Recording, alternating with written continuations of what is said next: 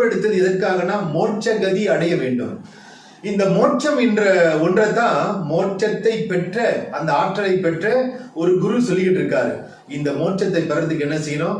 இன்னொரு உயிர்களுக்கு, எந்த உயிர்களுக்கும் தீமை செய்யாம கஷ்டப்படக்கூடிய உயிர்களுக்கு நன்மையை செய்யணும், அந்த உயிர்களுக்கு பசி ஆற்றி வைக்கணும்.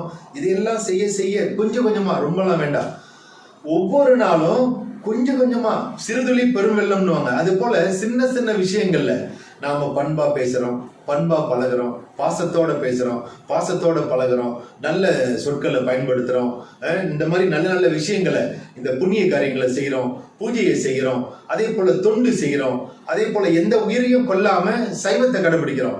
இதெல்லாம் கொஞ்சம் கொஞ்சமா நாம கடைபிடிச்சு வந்தாலுமே நம்முடைய ஆன்மா நிச்சயமாக ஜெயம் பெறுங்க, வெற்றி பெறும். அந்த வாய்ப்பைத்தான் குருநாதர் இந்த யுகத்துல கோடான கோடி மக்களுக்கு சொல்லி கொடுத்துக்கிட்டு இருக்காங்க. இந்த உலகமே